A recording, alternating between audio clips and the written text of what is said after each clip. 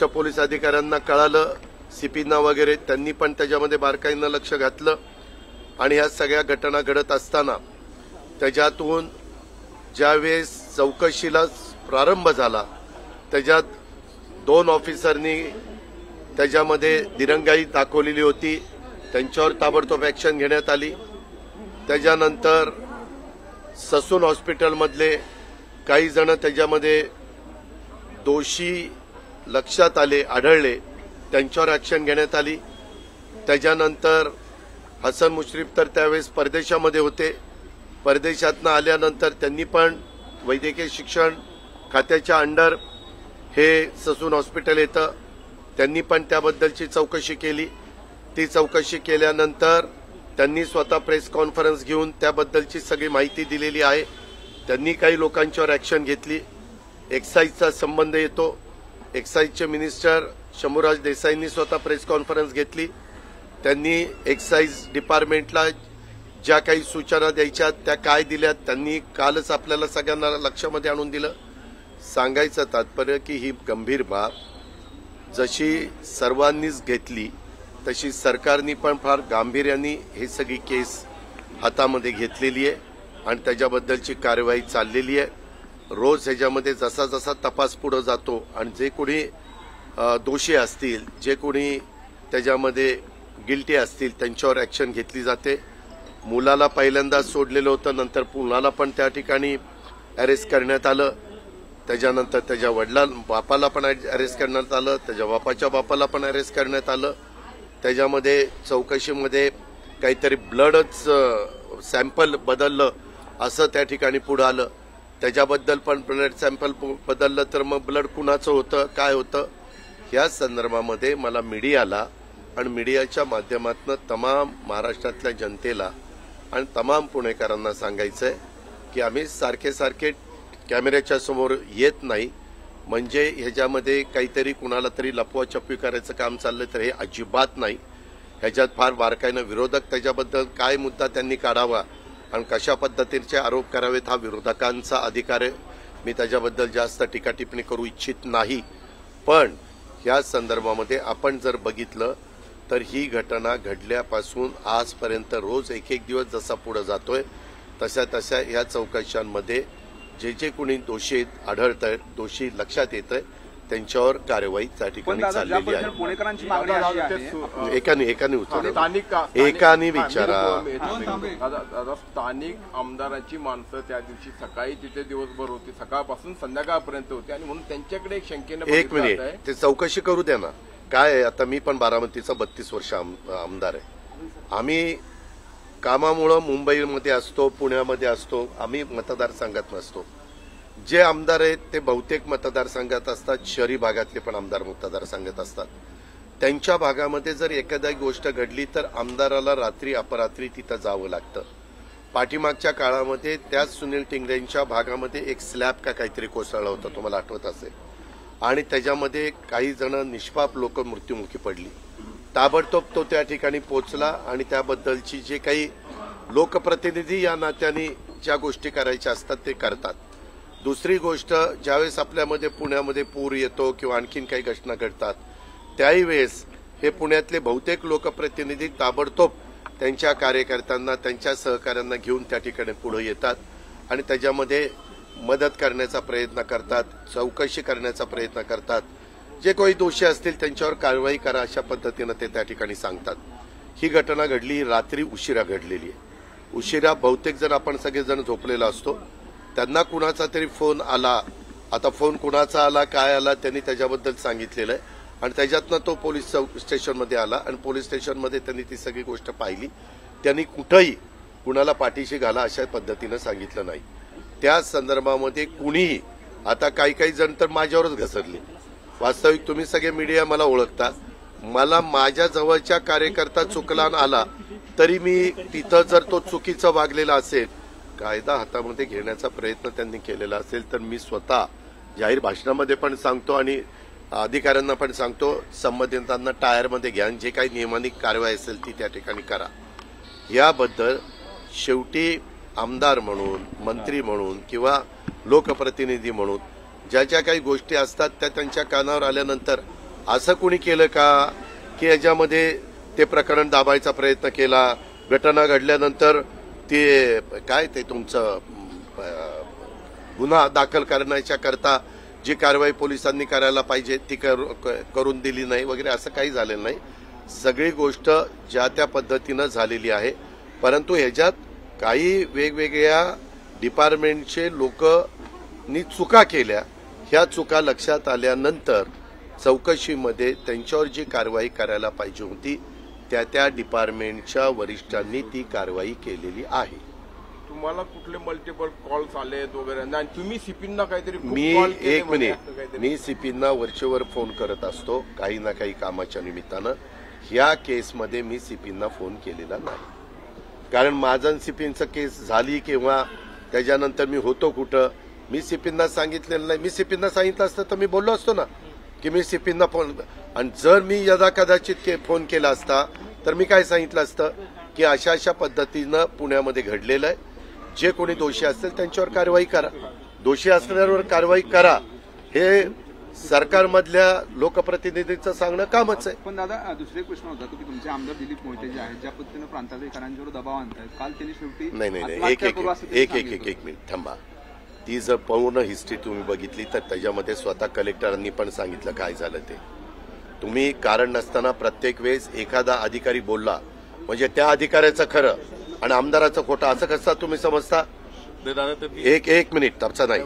त्या संदर्भामध्ये जिल्हाधिकाऱ्यांनी पण त्याच्याबद्दल माझी जिल्हाधिकाऱ्यांची भेट झाली होती त्यावेळेस सांगितलं, कारण मागं तिथं जमिनीचा मोबदला घेण्याच्या करता काही वेडेवाकडे प्रकार चाललेले होते. त्यावेळेस राजेश देशमुख कलेक्टर होते. मी राजेश देशमुखांना एवढंच सांगितलं, जर कुठला आपला रेव्हेन्यूचा अधिकारी चुकीचं करत असेल तर त्याच्या ती जबाबदारी काढून घ्या त्याच्याकडची आणि दुसऱ्यावर द्या. हे तर मी नेहमी आज बाळांनो पत्रकार मित्रांनो मी आज 30-32 वर्ष काम करतोय. ह्यामध्ये जर कुठल्या अनेक बाबतीमध्ये मला प्रशासनाकडनं काही तक्रार आली वरिष्ठांच्याकडनं की हा कुठंतरी चुकीचं वागतो, तर त्यावेळेस मी अधिकाऱ्यांना सांगतो वरिष्ठांना की तुमच्या कायद्याच्या नियमाच्या चौकटीमध्ये बसून जी काही कारवाई तुम्हाला करता येईल ती करा. कुणाला कारण नसताना त्रास होईल असं वागू नका. हे तर सांगायचं कामच आहे आपलं. जरंडेश्वरची चौकशी एसीबीनी सुरू केली अशी माहिती कळते. ओपन इन्क्वायरी चालू आहे भ्रष्टाचाराच्या प्रकरणात. काय आपल्याला काय त्रास होतोय? जी काही चौकशी, एक मिनिट, ज्याच्या कुणाच्या बद्दल भ्रष्टाचाराच्या बद्दल तक्रार असेल त्याची चौकशी करणं हे चौकशीचा अधिकार ज्यांच्या हातात आहे त्यांचं कामच आहे. त्याच्यात वेगळं काय घडलं? ईडीनी चौकशी बंद केल्यानंतर असू द्या ना. जर एखाद्याने चौकशी बंद केली आणि नंतर दुसऱ्या कुठल्या डिपार्टमेंटला वाटलं की चौकशी केली पाहिजे तर केली पाहिजे. ते तुमचे असेल, आणखीन कुणाचे असेल, आमची कुणाची असेल, केलीच पाहिजे. शंका अशी येते की जाणीवपूर्वक अजितदादांना नाही, अडचणीत मला आणलं एक जातं की मिनिट, काय असं मला काय? जाणीवपूर्वक कुणी अडचणीत आणत नाही. तुम्ही काळजी करू नका. तुमच्यासारखे हितचिंतक माझ्या पाठीशी आहेत आणि मी माझ्या राजकीय जीवनात काम करत असताना कुठंही वेडवाकडं काम करत नाही. त्याच्यावर मी निर्धास्त असतो. सुनील तटकरे म्हटलेत की शरदचंद्र पवार गट. मला त्याच्यातलं काही माहिती नाही. तुम्ही कोणतरी बोललंय आणि म्हणून ह्याच्याबद्दल तुमचं काय मत आहे जी मला माहिती आता. अरे बाबा, मला माहिती नाही म्हणल्यानंतर मी काय करू? मी त्यांच्या प्रांताध्यक्षाच्या वरचा आहे तरी मला माहिती नाही. मी राष्ट्रीय अध्यक्ष आहे. आणि दुसरी गोष्ट, मला आत्ता जे काही माहिती होतं तेवढं मी सांगितलं.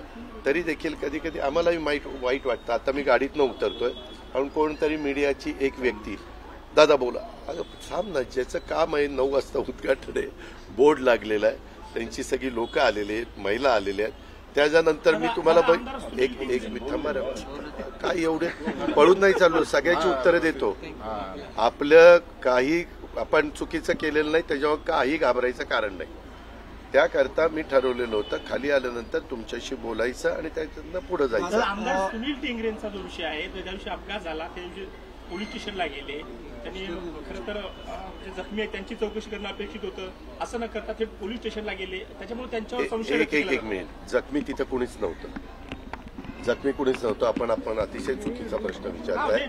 एक मिनिट थांबा ना बाबा, आता ऐका ना. त्यामध्ये ऍक्सिडेंट झाल्यानंतर 2 जण, एक मुलगा आणि मुलगी, 2 मोटरबाईकवर होते. त्यांचं दुर्दैवी निधन झालं. त्याच्याबद्दलच्याच ह्या सगळ्या चौकशा चालल्या. तुम्ही पण एखाद्या भागातले आमदार असला आणि तुमच्या भागात काही घडलं आणि ॲक्सिडेंट झाला, त्या एरियामध्ये असं काही घडलं, तुम्ही महाराष्ट्रात बघा कुठेही घडलं आणि तो आमदार जर त्या एरियात असेल, जर परगावी गेलेला नसेल, परदेशी गेलेलं नसेल, तर ते येतात, त्यांचं कामच असतं आणि त्याच्यामध्ये माहिती.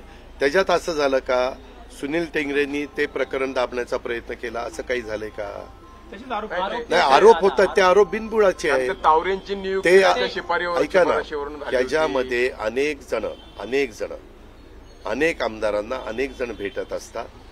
बऱ्याचशा आमदार, वास्तविक ते चुकीचं आहे, बऱ्याच राजकीय पक्षाचे आमदार सह्या करून त्यांच्या पीएकडे पत्र ठेवत असतात आणि वर नाव टाकत असतात. तशा पद्धतीनं बदल्यांच्या बद्दल आता माझ्याकडे शेकडो पत्र येतात. म्हणजे मी उपमुख्यमंत्री असल्यामुळे माझ्याकडे येतात, पण माझ्याकडनं पण काही पत्र मी मुख्यमंत्र्यांना देतो. या अधिकाऱ्याची इथं बदली करा, त्या अधिकाऱ्याची तिथं बदली करा. आम्ही बदली करा सांगतो, ती नियमात आहे का नाही ते बघण्याचं काम डिपार्टमेंटचं आहे. त्याच्यामध्ये काही अधिकाऱ्यांचे 3 वर्ष झाल्याशिवाय बदली करत नाही वगैरे वगैरे, अशा सगळ्या गोष्टी असतात. लोकप्रतिनिधींना पत्र नाही दिलं तर कार्यकर्ता नाराज होतो, साधं पत्र पण देत नाही. शिफारस पत्र आहे, ते करायचं नाही करायचं ते ज्यांना शिफारस केलेली आहे त्यांचा तो अधिकार आहे. आम्हाला अनेकांची पत्र येतात. माझ्याकडे आता फायनान्स अँड प्लॅनिंग आहे, त्याच्यामध्ये खूप काही पत्र आल्यानंतर मी त्याच्यामध्ये जर योग्य असेल तर करण्याचा प्रयत्न करतो, योग्य नसेल तर मी ते पत्र बाजूला ठेवतो. दादा, पण या घटनेनंतर ज्या कारवाया महानगरपालिकेच्या माध्यमातून केल्या गेल्या, जवळपास 100हून अधिक पब असतील, हॉटेल असतील, अनधिकृत बांधकाम तोडलं गेलं. पण हे जेव्हा कधी लक्षात आलं, उशिरा सुचलेलं शानपण आहे. पण पुणेकरांची मागणी अशी आहे की या अधिकाऱ्यांची तुम्ही ईडी चौकशी लावणार का, किंवा त्यांच्यावर कडक कारवाई होणार? तुम्ही लगेचच तुम्ही ईडी शिवाय, ईडीला काही तेवढीच कामं नाहीये. आपला देश एवढा मोठा आहे, उठलं की ईडी, ईडीकडे जाणाऱ्या केसेस वेगळ्या असतात. असं करू नका. आपण पण आता ताईपणाने काही पण प्रश्न विचारू नका. अधिकार आहे तुमचा. एक मिनिट आमचं विमानतळाला थांब जरा. त्याच्यामध्ये तुम्ही सांगितलं ते बरोबर आहे. जर आता सध्या तर प्रशासक आहे सगळीकडं, ज्या त्या उद्या तुमचं पोस्टिंग आयुक्त म्हणून झालं, त्यांचं पोस्टिंग सीपी म्हणून झालं, तर आम्ही कुणी पोस्टिंग झाल्यानंतर माझा पहिला त्या सीपीला, त्या एसपीला, त्या आयुक्तांना सांगणं असतं, नियमाच्या बाहेर जाऊन अजिबात कुठलं करू नका, राजकीय दबावाने कुठलंही काम करू नका. त्याच्यामध्ये कारण नसताना मग पुढं ते निस्तरता नाकेनऊ येतं. नियमाने वागलो तर हे प्रश्न कधी पण निर्माण होत नाही.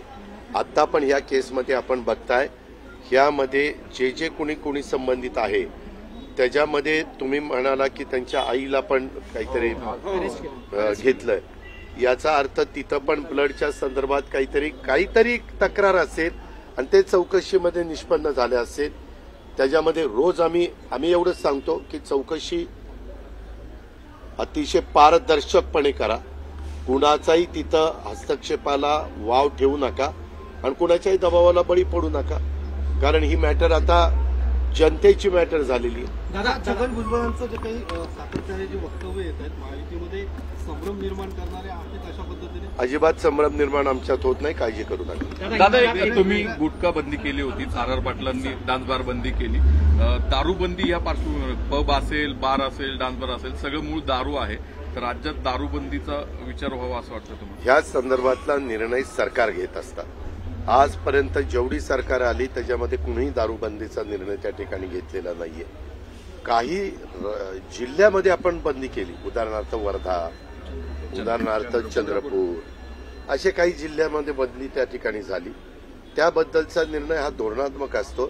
मागे सभागृहामध्ये देखील जसं इथून पुढे दारूची कुठली दुकानं ही देण्यात येऊ नयेत असा एक ठराव झालेला आहे ह्याचा विधिमंडळाचा, आणि त्या पद्धतीनं आपण दारूची दुकानं त्या दिवसापासून बंद केलेली आहेत. आणि आता हा जो नवीन प्रश्न आलेला आहे त्याच्याबद्दल आता आचारसंहिता आहे. आम्ही आचारसंहिता उठावी म्हणून प्रयत्न केलेला होता, शिथिल करावी म्हणून, परंतु निवडणूक आयोगाने सांगितलं 6 तारखेपर्यंत आम्ही काही ती शिथिल करणार नाही. त्यामुळं आम्हाला पण बैठका घेत असताना ऑथेंटिक बैठका, अजेंडा काढून बैठका घेता येत नाहीयेत.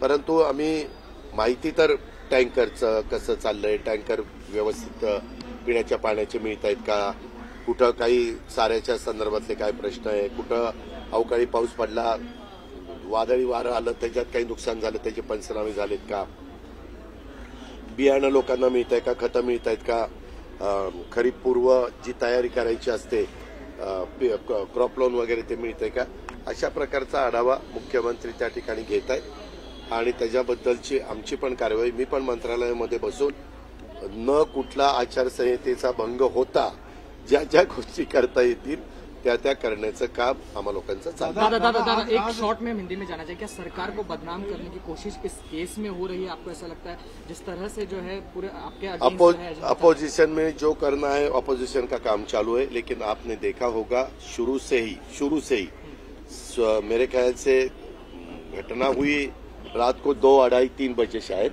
मुझे मालूम नहीं, लेकिन उसी टाइम, और उसके बाद सुबह सबको पता जब चला तब से इंक्वायरी चालू है। उसमें खुद होम मिनिस्टर ने जो भी सूचना करनी चाहिए थी वो उन्होंने की है। हमारे चीफ मिनिस्टर ने भी उसमें इस केस के बारे में जो भी डिपार्टमेंट को बताना चाहिए वो उन्होंने बताया, मैंने भी गार्डियन मिनिस्टर के नाते बताया। सब इंक्वायरी ठीक तरह से चालू है और जैसे जैसे इंक्वायरी आगे जा रही है वैसे वैसे जो भी लोग उसमें जिम्मेवार है उनके ऊपर एक्शन तुरंत हो रही है। दादा आज शेवटच्या टप्प्यातलं मतदान पार पडतंय, संध्याकाळी एक्झिट पोल येणार आहे, तुमचा एक्झिट पोल काय आहे? माझा ह्याच्या कशावरही एक्झिट पोलवर विश्वास नाही। मी अनेकदा निवडणुकीला सामोरं गेलोय, आता ते मशीनमध्ये बंद झालंय, टोटल मारल्यावर 4 तारखेला सकाळी कळेल। काय 2 दिवस उशिरा कळलं म्हणून काही आकाश पाताळ एक होत नाही, त्याच्यावर मी शांत आहे। कुणी रोज काहीतरी सांगतं, आपण ह्या कानाचं ऐकायचं, त्या कानाने सोडायचं। आपके एमएलए सुनील टिंगरे पे जो है सवाल उठाए जा रहे हैं, उसको किस तरह से आप देखते हैं? आपके कॉल जो है सीपी को गए थे, ऐसे भी सवाल? मेरा एक भी कॉल इस केस के बारे में सीपी को गया नहीं, एक भी कॉल चेक करो, मेरा पूरा उसके बारे में कहना है। दूसरा, सुनील टिंगरे जी ने खुद प्रेस कॉन्फ्रेंस लेके इसके बारे में सब कुछ उनको जो बताना चाहिए तो वो बताया। अभी उसको शुगर है तो इसके लिए वो बीमार है, और क्या होता है जब कभी टेंशन बढ़ जाता है, किसी को टारगेट करने की कोशिश होती है, तब जिसके बारे में होती है वो थोड़ा सा तबीयत उसकी खराब हो जाती है, ऐसा बहुत दफा हो जाता है, इसीलिए वो अभी आपके सामने नहीं आ रहा है। लेकिन उन्होंने बताया है, मैं उसके कांटेक्ट में हूँ, उन्होंने बताया कि दादा जो भी इंक्वायरी करनी हो, मेरी एक भी गलती इसमें नहीं है, और वो इंक्वायरी के लिए सब इंक्वायरी के जो भी सवाल पूछेंगे वो सवाल को जवाब देने के लिए वो तैयार है। रिंग रोडचं टेंडर झालेलं आहे ओपन पुण्याचं, 40% अभावनी टेंडर आलेलं मी आहे। पेपरला वाचलं ती बातमी, परंतु 6 तारखेपर्यंत आचारसंहिता आहे। पुन्हा काय होतं, तुम्हीच प्रश्न विचारता आणि तुम्हीच विचारता आचारसंहितेच्या काळात तुम्ही कशी काय डायरेक्शन दिल्या, त्याच्यामुळे 6 तारखेच्या नंतर ह्याच्यामध्ये रस्ते विकास महामंडळाकडे ते डिपार्टमेंट ते काम आहे, ते पीडब्ल्यूडी कडे किंवा दुसऱ्या कुणाकडे नाहीये। त्याच्यावर दादाजी भुसे आणि मुख्यमंत्र्यांशी मी त्या ठिकाणी बोली, असं इतकं 40% इतके टक्के जास्त याचं काही कारण नाही, त्याच्याबद्दल शेवटी जनतेचा पैसा योग्य पद्धतीनेच त्याच्याबद्दलची कारवाई केली जाईल। 6 तारखेनंतर सध्या आता 5.63 टीएमसी पाणी सध्या आपल्या इथं आहे। 6 तारखेनंतर पुण्याच्या पाणी कपातीबाबत निर्णय होणार आहे। साधारण आयुक्तांना आणि पाण्याची जबाबदारी वितरणाची ज्या अधिकाऱ्यांच्याकडे त्या कॉर्पोरेशनची त्या नगरपालिकेची असते, त्यांच्यावर सगळं ते अवलंबून असतं, त्यांना तो अधिकार दिलेला असतो। मुंबईमध्ये सुरुवातीला 5% पाणी कपात केली, परंतु त्याच वेळेस सांगितलं की हे असंच जर पाऊस जर विलंब झाला तर आम्ही दुसऱ्या आठवड्यात 10% करणार आहे। त्याच्यावर पाण्याचा साठा किती उपलब्ध आहे, आणि साधारण आता मान्सून केरळमध्ये आलेला आहे, काहींचं म्हणणं आहे की 2-3 दिवसात तो आपल्या नाही सिंधुदुर्गच्या बॉर्डरला येण्याची शक्यता आहे, 2-4 दिवसात। जर तिथं आला आणि तो वर सरकला तर अडचण येणार नाही, परंतु नाही सरकला तर ते गृहीत धरून पाण्याचं नियोजन करावं लागतं। ते नियोजन करण्याचं काम त्या महानगरपालिकांचं चाललेलं आहे। ओके, खूप मोठे थँक्यू. हो